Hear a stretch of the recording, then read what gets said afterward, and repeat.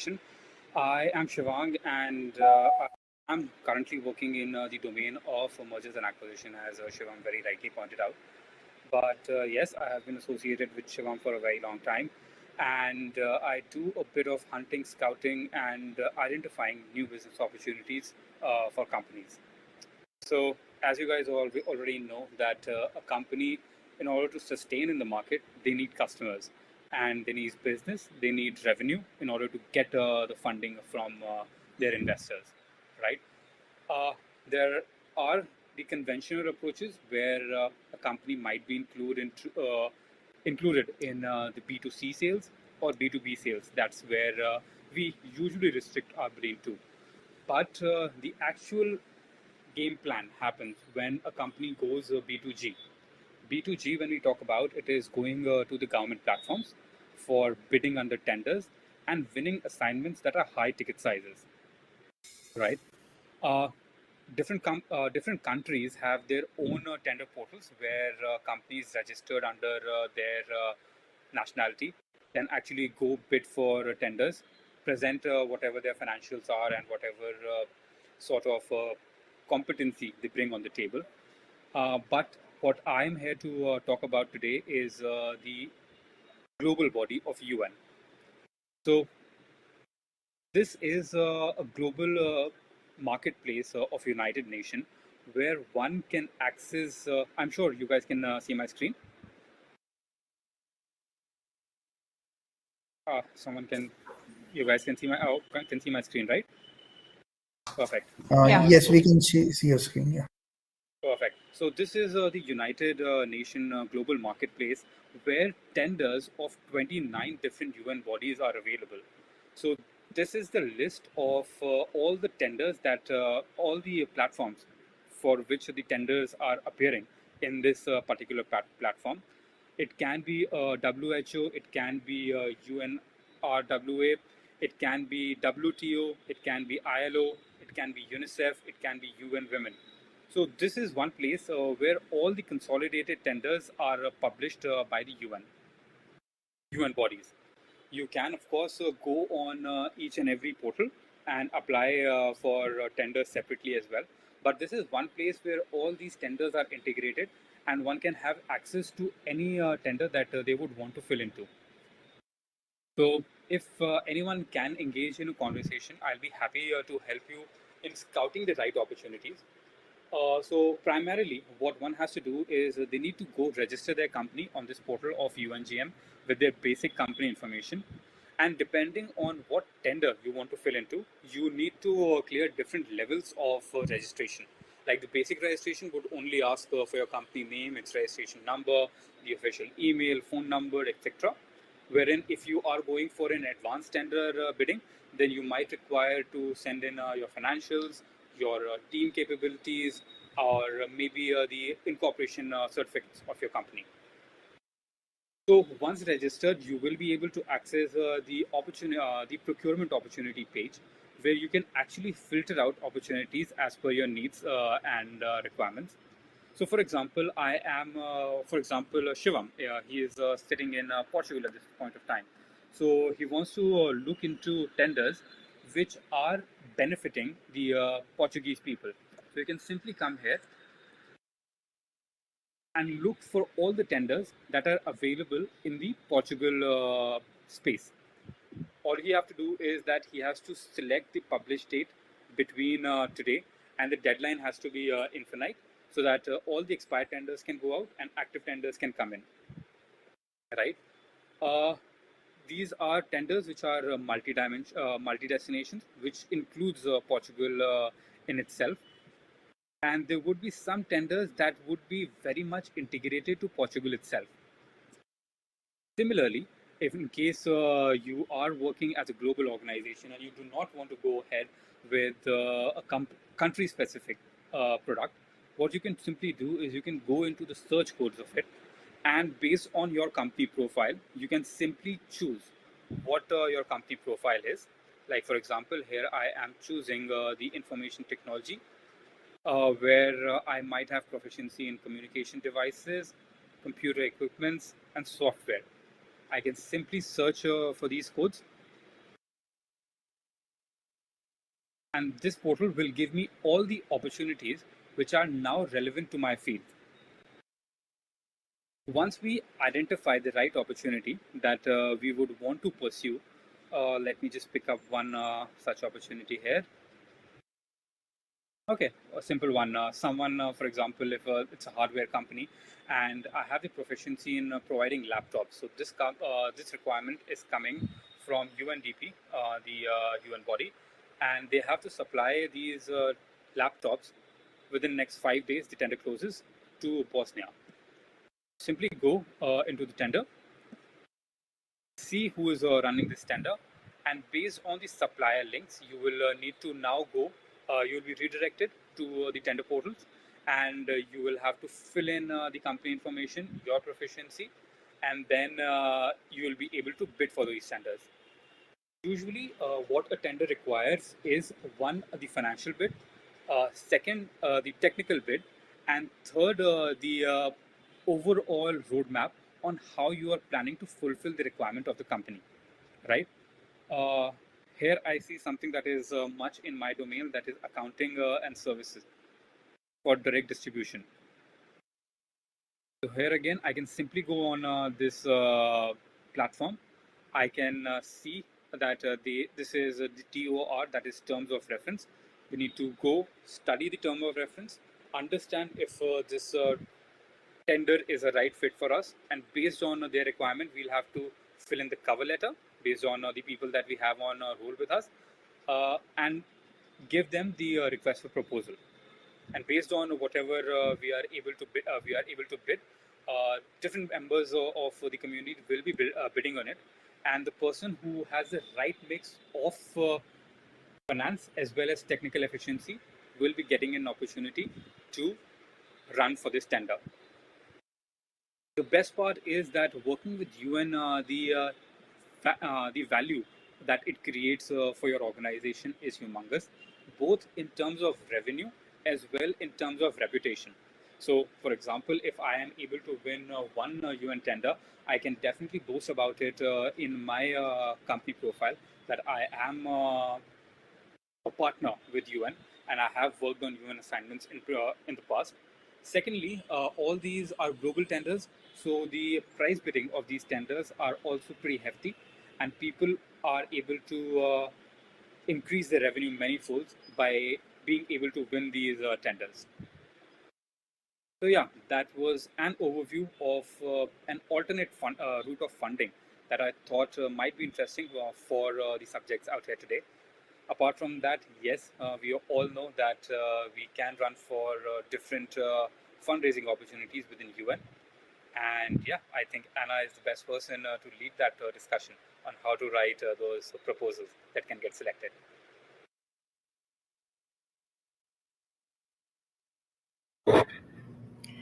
Thank you, Shivang. Well, hello. Probably it's me to start now. I'm Anna. Nice to meet you all. I will say good afternoon from the largest city in South America. I'm in São Paulo right now, but I live in Portugal, and my company is based in Portugal as well. I want to be more practical in my presentation. I'll be talking about the Horizon Europe. It's the European framework for innovation, lots of missions for climate, ocean, education. But I want to highlight that all the things that I'm going to share with you now is best practice for all kinds of projects that you want to apply, especially public fundings. Let me see if it's working. Can you see my screen? Is that okay? Yep. Not yet. Anyone? Not yet. Shivan, what happened? Oh, it is. It is. I see thumbs up here. So I'm Ana Wadovski. You already know I'm from Brazil, but I live in Portugal. I'm a journalist, executive producer. I mentor startups between Brazil and Portugal. I'm an ecosystem builder as well. I'm a scale up ambassador, and I try to mix all of the things, being a speaker on the topics of innovation and sustainability. I'm a master's student at Nova, FCT in Portugal as well. And I am a MBA in digital business and the founder of ESG Lake. I'm part of the EIT portfolio and part of deep ecosystem as well. So if you want to, after this presentation, talk to me, send an email, talk a little bit more of what we are doing, I will glad have a cup of coffee, despite our different time zones now, and a little bit what we are doing with Yes to Lake. We are on a mission to connect investments to positive impact, and we help SMEs and corporates to communicate their impact, but it's so hard to do, right? We help with the ESG action plans, how the companies can be more sustainable, and we help with the funding opportunities, private and public. So we work with open innovation and the public funding, which will be the topic for today. And I wrote, it's a yes, I was about to ask you to mute your phones because here is already. Is it too loud here, or can you hear me properly? Is that good? Can you hear me good? Perfect. So It's good. fine, guys. Well, first things first. When we decide to apply for public funding, there's no perfect conditions for it. If you don't start, you never start your project. And I must say that ideas are good, projects are better. But sometimes you don't have a project, but you have a good idea. Start sharing your idea. Start developing your idea until you have a project. But don't wait too much to start your own project and apply for a call that you see fit with your project. The first one is always challenging. It's pretty difficult. You don't know what you're doing. You don't know what you need. But this first project is the most important one because you can build your other projects based on the previous one. So you will have a better idea of what you are doing about the project and how you write it. And you know what? At the end, you always get something. You will get a network, you get experience, and you have another network opportunities, and you'll be invited for other projects. So start. Don't think too much.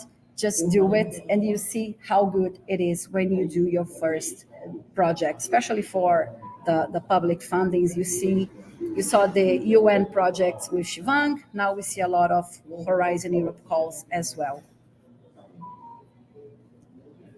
So the first thing you need to do, if you have an idea of your project, you need to prepare an abstract of your project in order to find people to help you go with this project. So make a document. 2 pages, it's all you need. A little bit of the call info. It's a copy-paste process, but you need to share what call you want to apply for and the information. Sometimes the budget, sometimes the criteria inside this call. You need to show the challenge to be addressed. Once you see the call, all they are describing there is the symptoms of what they want to achieve, but you need to find the symptoms of it. These are the challenges that you want to address with your objectives. They are based on the challenges that you mapped as the symptoms, not the causes of it. So, what kind of challenges do you want to overcome? And what will be these objectives as well? In your proposal, okay, we have the challenges, we have the objectives. So, what do you propose as activities to overcome these challenges? It needs to be measurable, it needs to be very specific. And you need to show a little bit of what is your motivation and the mechanisms and the approach. What is the difference? What goods are you bringing to the table to address that call that you want to apply for? And you have something that is pretty important to showcase in this document. It's the logical framework. I will show you in the next slide what is the logical framework. I don't know. Yeah, now you can see. This is a logical framework that we use in our last project. This is a pretty good way to understand what are you trying to do. So what are the target groups that you are working with?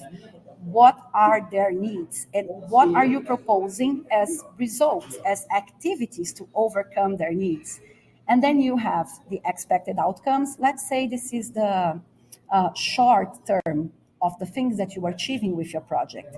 And you need to show the expected impacts as well. The expected impacts will be the long term of your project. This is a pretty living document. It changes a lot during your writing, but it will look like this by the end of the process. Because normally inside the Horizon Europe, you need to show this logical framework as well. Remember, you are working with public fundings. They want to make an impact with a long-term impact with the projects that they are funding, okay? Next slide. Well, you won't make it all by yourself. You need partners. You need people to assemble and see what they can do to help you go through your idea, your objectives. So it's good to have this kind of list before the deadline. It normally is not the case. The reality is a little bit more difficult, but ideally, you need to finish your list of partners 2 months before. Check the eligibility and the call criteria. Sometimes, some calls, they will say they need a specific stakeholder to be part of your consortium. Can be a research institution, industry representative, some sort of stakeholder, and you need to have this stakeholder in your proposal. And the first tip is don't invite your friends. I know this is hard. I know we want to make things with people that we trust, but we need to work our trust, and we need to bring people that have the necessary network, the necessary know-how, and the expertise for your project, because you are writing your project, which is a very difficult process, and you want to win. Everybody wants to win a public funding. So do a reality check. So what they bring to the project, how they can help me to overcome that challenge. What kind of activity that I'm not an expert and I need to put inside this project. So try to do this reality check and say, well, I have a friend, he's awesome, but maybe he's not the right person to be with you in a consortium. You need to combine all your experience, all your expertise in order to achieve those challenges and the objectives within your proposal. Well, where do you find your partners? First of all, I will always say, don't forget about your community. Talk with the people inside your area. Talk with your mentors, your professors, your friends, actually. If it doesn't work, we have the national contact points for Horizon Europe. Every country in Europe has these NCPs, and they help you with your project and try to matchmake you with other partners. We have the Innovation Agency. We have in Portugal the ANI, Agência Nacional de Inovação. They help you as well, and they can actually publicize your partner search within their newsletter, their portal, and etc. Inside the funding and tenders portal of Horizon Europe, you can find partners as well. There's a list of partners that are interested in that specific call. I just made a little print screen of this part of the portal where you can offer your services or you can find an expert. So send an email, talk to them. They are already interested in this call. So it's important for you to use all of the tools necessary to find the partners. It's not an easy task.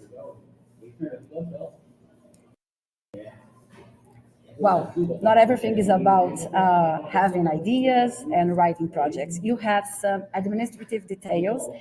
They're a little bit boring. It's a lot of bureaucracy, but you need it. And you need to require from your partners some of their details, okay? So you need to see how they are working within this area, this specific topic, what kind of expertise and previous project that they were part of, and they can help you. And obviously, during this part, you can take some information about the budgetary needs. We'll talk about the budget in the next slide, and don't postpone it to the last time of the project. It takes a lot of time. When we submit a proposal, there's a lot of details that we need to fill inside the portal. So don't let this happen in the end of your project. Do as soon as you can. So you have the project, you have a list of partners. One important thing that everybody forgets about is to open the submission inside the system. Because when you do it, you need to fulfill with the information from your partners, and you need to have access to the template for your proposal. So it is good to start doing it. And there's one important thing. In order to be part of a consortium, you need your PIC number. Normally, if they don't have the PIC number, this is not difficult.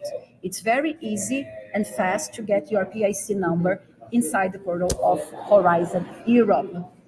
Once you have the details, once you have the template, it is time to share this template with your partners because you will need to adapt some of the proposal, you need to define better objectives, you need to describe your work packages. So download the template, share with the partners, and share the instructions of what kind of help do you need from them in order to finalize the writing process.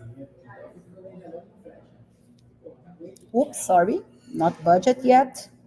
So now you need to have the first full draft of the proposal, at least the first three sections.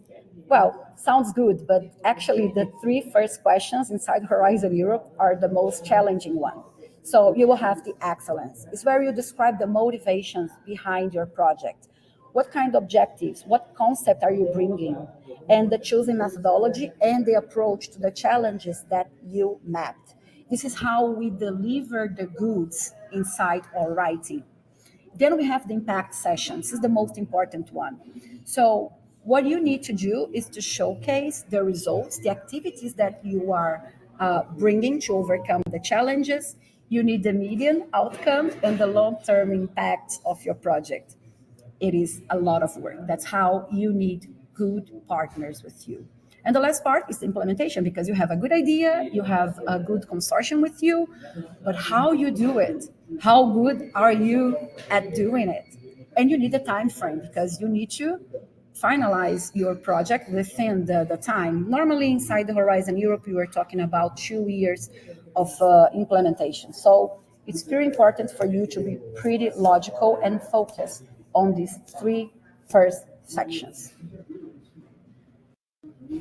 So, budget. I know the budget may sound a little bit overwhelming, but the budget inside the Horizon Europe is not so difficult.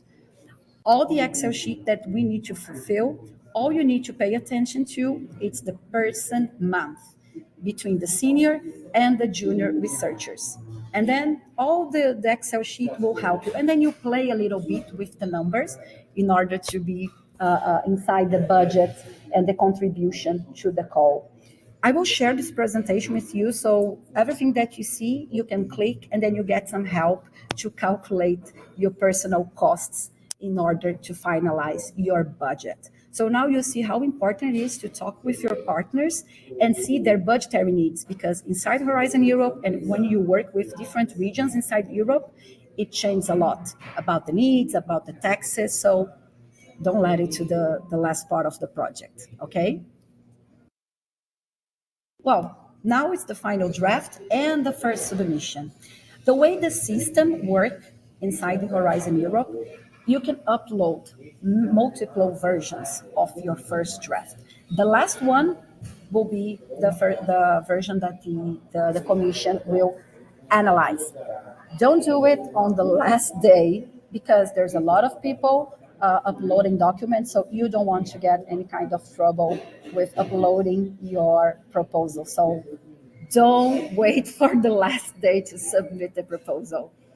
It's not happening. I need to do it the very deadline of it, but try not to do it. It's one of the most important things that I want to share with you.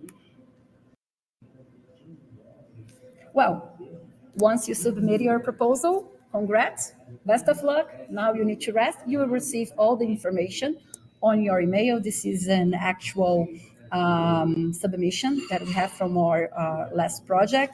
So you have the information, the leader of the project who uploaded all the information, and now you just need to rest. So best of luck when you get to the final submission. Well, what experience told us. Experience is how we call our previous mistake and how we learn with them. So define one writing leader. You will need help, but it's much better when you have one person leading the writing. It's more organized, it's more centralized, it's better this way. Be transparent. You're working with public funding, so you're not setting the rules. So sometimes you need to ask people for some things. Sometimes you can't do all what some partners are expecting from you. You didn't define the rules. So be transparent. Communication is key. Something is not happening, just make a phone call and try to solve it, because it's really important to be open with other needs. But at the end of the day, what you're doing, it's a project. Take the lead if it's necessary. Sometimes something not working, so step up and do something in order to submit your proposal. Never assume you know the whole call. The documents, we need to consult them every now and then. Sometimes we think we know something and we are complying with the demands and the criterias, and when you see, I forgot something. So check the document every now and then. And obviously, ask for help. You don't have all the answers. Maybe another partner don't know the answers, but ask for help. Well, I'm sharing some relevant links with the database, with the EU fundings, the court, which is a database with all the information from previous projects. It's in multiple languages, pretty easy to oversee. And we have the Inspire Science, which is a blog and the lead consultancy. They have a lot of articles and tools to help you write your Horizon Europe calls.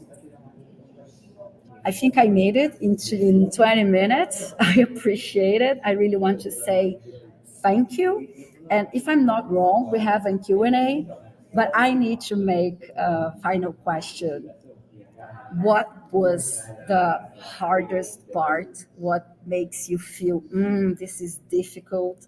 So based on my presentation and based on Shivan's presentation, what do you think would be the most challenging thing? And don't say it is the project itself, but what do you think was the most difficult part of writing a project? Thank you, everyone.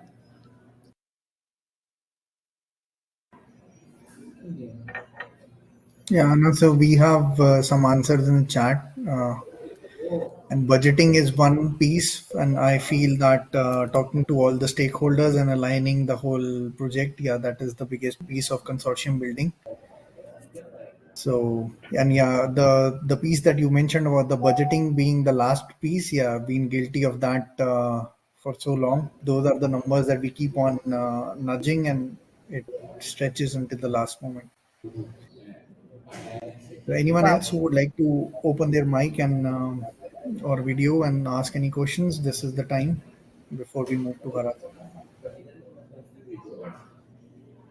I would just want to add that, Anna, thank you so much for that in-depth session on how to write a winning proposal. And what you mentioned that you need to look out of your friend's network. That was something that really intrigued me, because a lot of times we try to look within our own friend circle or a limited network that we would want to work around with to write proposals and to win these projects. But yes, we need to go out of our comfort zone, talk to more people, and develop that trust in order to win those assignments. And yes, that goes with the UN platform as well. You need to form consortiums with different players, strategic players in the market, to be able to win those assignments out of your comfort zone. yeah, I know trust is something very difficult to build, but this is the, I don't know, the baseline for every interaction. I know some people here, obviously, we know we have trust now, but at some moment of when we were meeting, we were like building this kind of trust. I don't know if you're aware of, but Shiva was one of my mentors during the IT acceleration program, and we've evolved our relationship between this mentorship to a friendship and to a business partnership.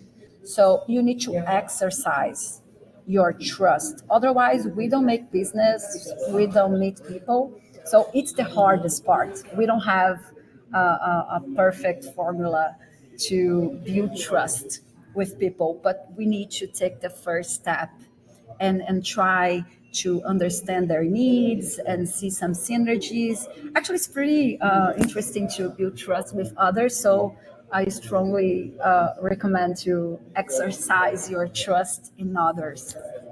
But it is the probably the hardest part for sure. Being open to communication is the key. That you should talk to people, understand where they're coming from, and see where you can have a synergy built. Absolutely, absolutely.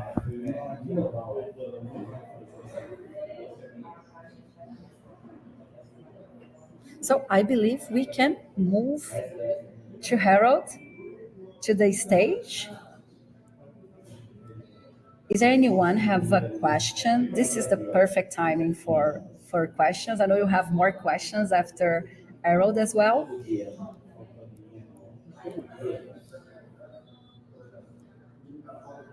Nice ending slide, Anna. And I think this is a good time to introduce Harald, and we move to him. Harald, I'm making you a presenter and moderator as well. So once you have the sharing option, like it's the floor is yours. Harald is from the deep ecosystem that you see on the sponsors and partners piece, the first one, and the ecosystem or the you know ecosystem of ecosystems is how I can define. And he's the leader who is basically helping build consortiums and a lot of applications in public funding. He's the right guy to speak about the essentials and what will be needed for us to be successfully raising public funds. Over to you, Aran. Thank you very much for the kind introduction, Shivam. Can you see my screen? Yeah, great. Yes, sir. Okay, so quickly to me, I'm Harald Eisenhauer, co-founder and head of accelerator at Deep Ecosystems. Like Shivam said, we are a global collective of ecosystem builders. We have some 50 hubs worldwide in our member base. We're growing, and I'm also happy to say that Anna and Shivam, they are also our members. So these kind of networking events and these kind of exchanges are very useful. So I also thank Shivam and his team for organizing it. And if you take some, let's say, practical tips away from today, that's great. Otherwise, also don't forget the networking aspect. So please feel free to reach out, contact, add me on LinkedIn, and we can continue the conversation later. So at Deep Ecosystems, we focus a lot on ecosystem building. We know that to really move innovation and to really deploy solutions global scale or local scale, you need to have a powerful ecosystem, meaning a system where all resources that are required to make innovation and technological breakthrough happen are mobilized and all sectors of society can work together. And these ecosystems don't just fall from the sky. So you need normally people or groups that are pioneers, that are leading this, that are building this. So we focus a lot on the role of ecosystem builders. And for that, we have an accelerator not for startups, but for ecosystem builders, for ecosystem building initiatives that have a long-term vision, that want to build a hub in a region or in a vertical. And we invest in them over the course of at least 2 years, helping them to plan their strategic interventions, to find partners, and also to raise funds. So if you know any of these role models, then you have an idea what an ecosystem does. Station F in Paris, Techstars from the United States, or Unternehmertum in Munich, different types of initiatives, but always with a very big ambition of empowering entrepreneurs, empowering startups, making new solutions happen. But they never just happen by goodwill. They always are also involved on mobilizing resources and winning grants or winning funding to implement their activities. At Deep Ecosystems, our founding team and our community, we have ample expertise, so several decades of building ecosystems, ranging from Chile to Estonia, also Portugal, from different aspects of startup support and also impact generation around the SDGs through innovation. So we're combining this and we are deploying our expertise through our community, which is a worldwide community with more than 50 hubs at the moment, where we work together as a group, learn from each other, start collaborations, but also deploy, let's say, good practices. Something that works in Japan can also work in Portugal. Something that works nicely in Rwanda can also do great work in Canada, for example, right? So as a community, we exchange and we help each other. And a lot of this also focuses on winning public funding, like I said. So as a member, our members, we have, let's say, 5 specialty tracks or 5 main ecosystem building best practices that we make our members available, which is intelligence, right? So a lot is focusing on data, understanding what is an ecosystem, how can you shape it, how can you identify opportunities. The networking part is very important, just like today. So yeah, accessing meta networks, accessing support networks, deploying international expertise for your ecosystem. The startup access, that's like the unit of successful ecosystems. Are your startups successful? Can you attract startups? What is going on in the startup scene? This is something that our members do actively. Ecosystem growth, so a methodology where we support our members to engage strategic stakeholders from the government, for example, from academia, international organizations. There's a way to manage that, and we can help our members to do that. And lastly, the funding part. Yeah, I can skip that. But focusing today, this was the topic where Shivam kindly invited me to. And Anna actually, and Shivam also, you already covered lots of the practical tips on how to approach it. So I try not to repeat that. Just generally how we support our members. If you know any of these calls or similar calls, this is what we're talking about when we're talking about public funding grants, right? So a lot of blue, right? A lot of UN or EU, because actually for us, many of our members are in Europe, but we do work also globally. So what the EU does on the European level, probably you can also find in Canada or in Pakistan or in Japan or in Australia, depending on where you are. But most of our members, let's say, are most familiar and most successful on the European scale, but we do have members also in other countries. So there's different types of funding available from international organizations, from governments, from foundations, from bilateral and multilateral programs. But this is basically our playground. And as our deep members, if you want to become a deep member, I can show you later how to get there. But we work with our deep members through the action track on public funding, where we have tools, we have best practices, we have templates, we have training sessions, we have ongoing working groups where we support our members to identify, monitor calls, prioritize calls, and start working on the proposals, just like Anna outlined. We have worked with Anna on several of these, for example, already. So this is something that our members can benefit from. Yeah, and in terms of the scope, so let's say the initial game is about public calls that are publicly announced, just like on the website that Shivam has shown from the UN or from the EU that Anna has shown. So there's a simple call, there's a deadline, there's a subscription, what it's about, what do you need to do, right? And it involves money, and it typically is won in a competition. This is, let's say, the standard game. If you are thinking about the advanced game, then it's also something where you build long-term partnerships, right? If you are in a constant exchange with the local mayor, for example, you can explain why a strategic intervention is needed to bring your city, to the next level. And then the mayor will probably, if you convince him or her, in the next year make some funding available for you that you can win in a tender or through a grant or whatever means possible, right? So there is a way to also play the game more strategic, building relationships with foundations, governments, also corporates, right? So that they make money available for you to do the thing that's very important for your region or for your vertical in the long run.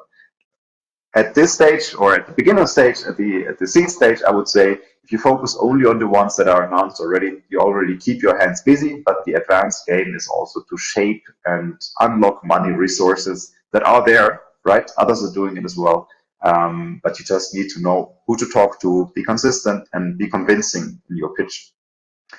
Yeah, and also very important to remember, if you look around the world, all the successful initiatives that I have shown, for example, at the beginning, Unternehmertum, Techstars, Station App, they normally do this because they win public funding, right? So even if you have the best idea or the best intentions, and you're like a change maker, if you're only volunteering and you're only doing this in your free time and nobody pays you for it, you're not gonna be having fun in the long run, and you're not gonna be successful in the long run.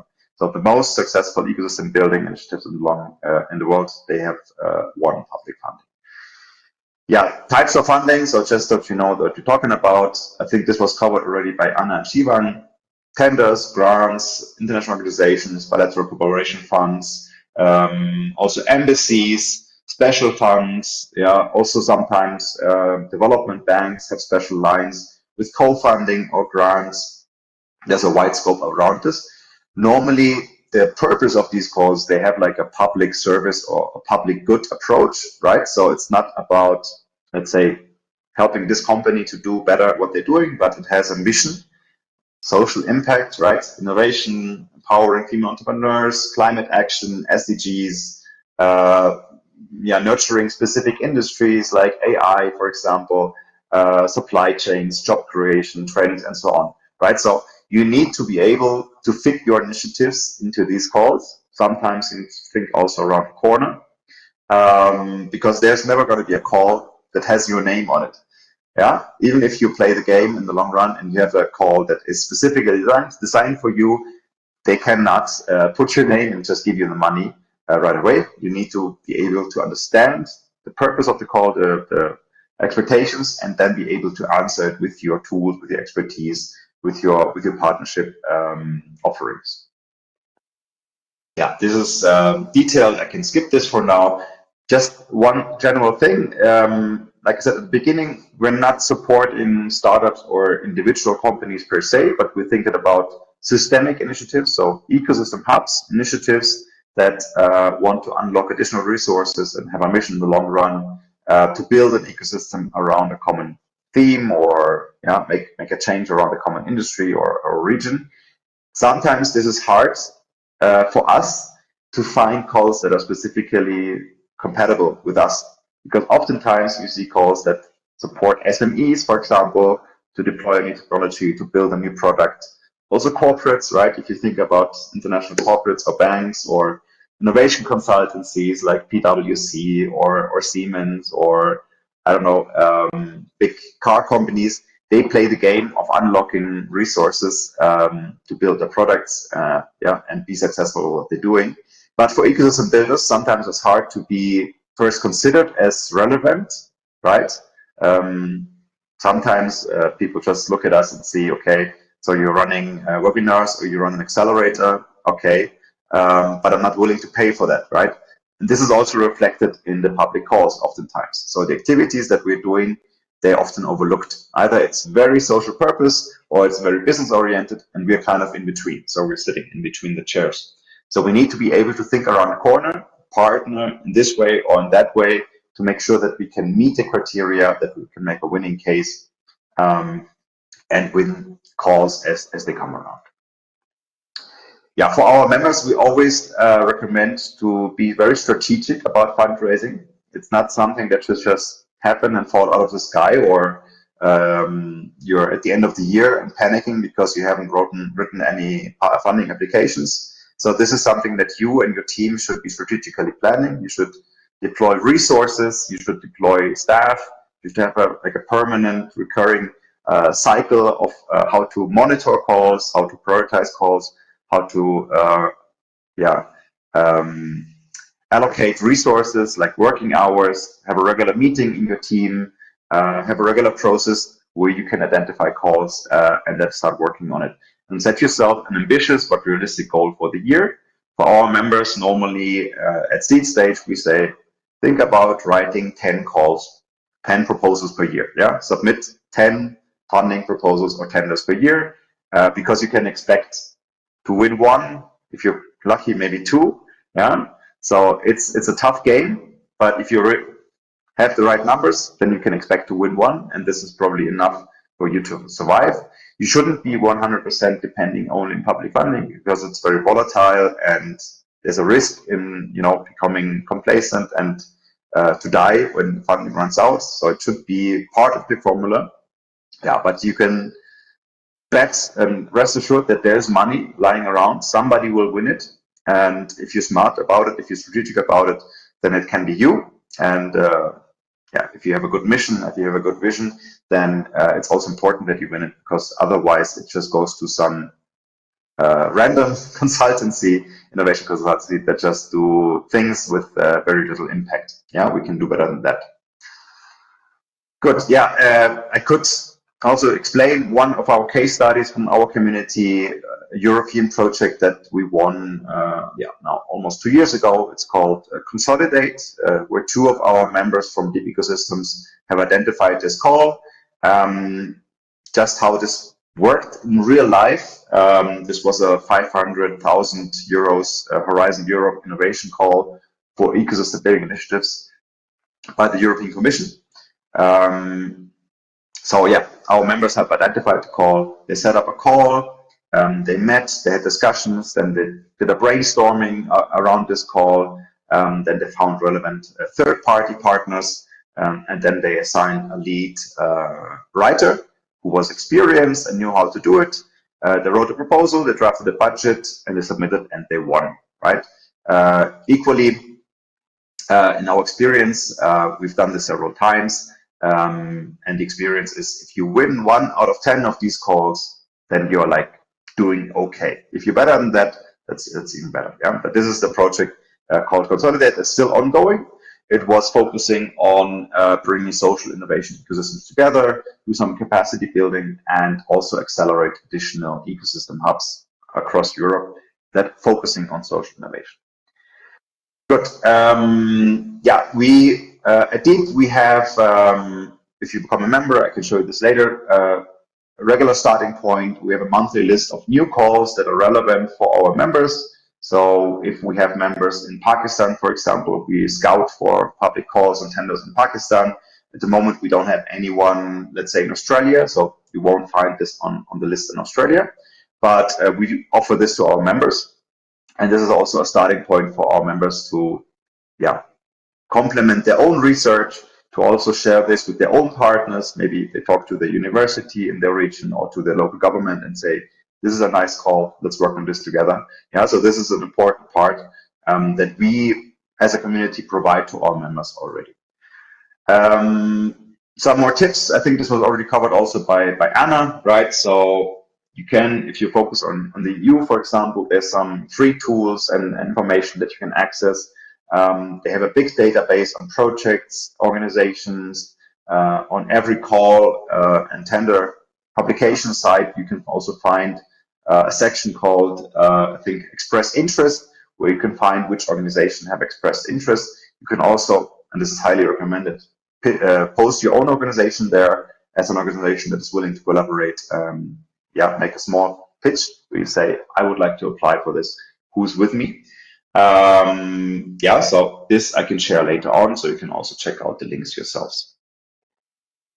Lastly, so this would be my offer to close. If you want to work on this together, I mean, Shivam and Anna, we are already working together as you are community members and alumni graduates of our accelerator. But for everybody else who sees this or who's here in the call, a good starting point would be to join one of our Deep collabs, which is like a community-based, relatively open and easy to access work process where you can gather around a common theme. For example, something like the blue economy, right? So everything that is water innovation and so on. We have a working group that exchanges regularly.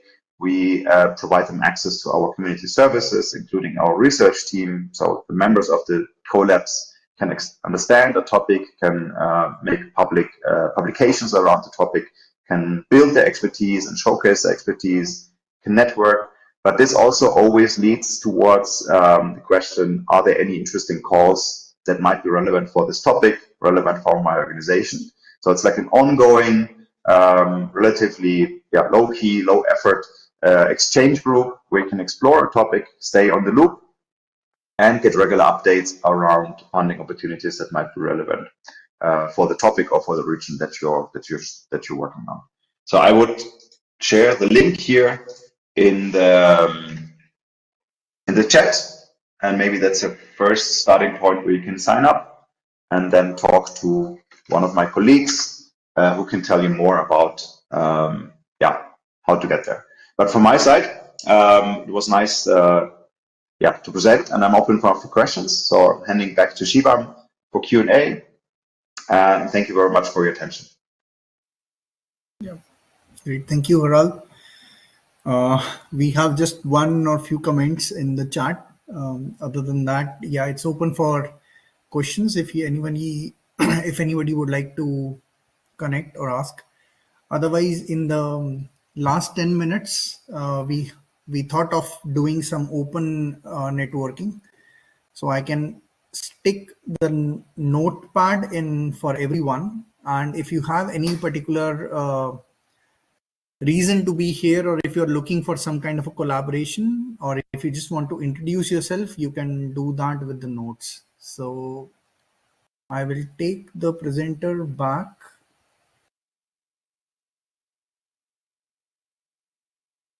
And I will pin the notes. If somebody wants to ask a question over chat, they can do that. Yeah, otherwise, yeah, everybody should have access to this note. If you want to drop in your LinkedIn or connect for a particular reason, or like Harald, you have mentioned the link on the Deep Collab, we can do that here.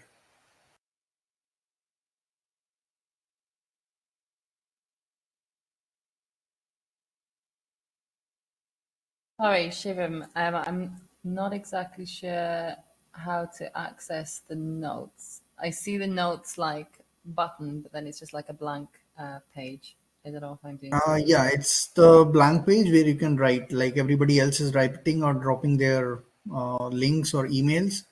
So if you have any call to action that would help, or that you would like to take help from Anna or Harald or from Shivang or from us in general, you can put that particular thing. Like this is the point of where you want to introduce your services, and maybe if somebody else is in the need for that, then they can observe. Like right now, we are working on a few European Horizons grants, and we are looking for a university coordinator to lead that consortium. So if there is anyone who is representing a university, I would be interested to meet them. So if you have something like that to offer or put somewhere here, then just do that. We'll do this activity for about 5 minutes until everyone is done, and then we can take these notes and circulate to all the attendees.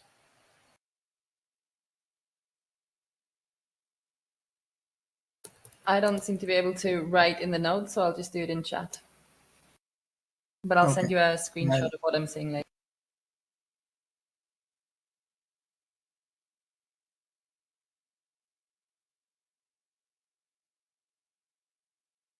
Harold, in the meanwhile, you just mentioned that you do, circulate monthly notes about the opportunities that are available. So, how often do you come across opportunities where you do not have any active partners?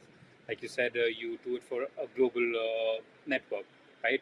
So, there might be opportunities that might be coming in Africa, in Australia, or maybe South America. So how often do you face that challenge that you do not have a party which can actually run that mandate? Yeah. To be honest, it's a little bit of a challenge because we are community based, right? So we are community driven. We grow as a community, and we need our members to be actively fundraising so that we can be successful together. Yeah? So if one of our members is successful, then we as a community can grow. That means that we need to convince, empower, encourage our members to raise funds, which can be commercially or through public tenders or grants. And we often see calls that are interesting and forward it, but it's sometimes, let's say, there's some fears from our member side, or capacity problems, or it's just bad timing, or they haven't done it before. That's totally normal. And for us as a community, it's also something where we're still learning what's the best way to support each other, to not be afraid, to look at this call, to start a proposal, to say, yes, I can win this.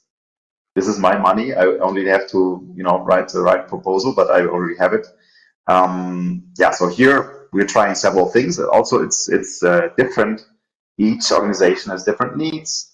Sometimes they're super experienced. They have, won many of these calls already. Sometimes they're just starting out and need to have a starting point.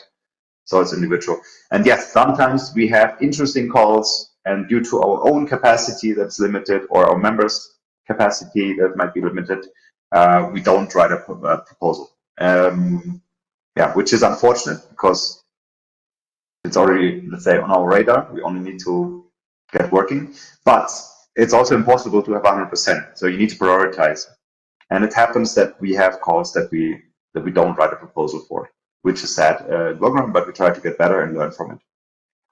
No, that is definitely understandable because the number of calls come in high volume, and it is very important to choose the right target that you want to hit. Yeah. Right? You can't actually go and empty all your bullets out in the air. You need to set your target right, and whatever collaboration you have in place, which is the best combination for the right call, you should take that. So yeah, no worries. It's great to know that you do float that monthly list of opportunities that are available. And I believe communication can be the key in making sure that those opportunities are showcased to the right people who could be a good fit to win them. Because a lot of time while working on the UN portal, I see that the tender is floated again and again because either there are not enough number of people who are pooling in for the tender, or they are not able to find the right fit.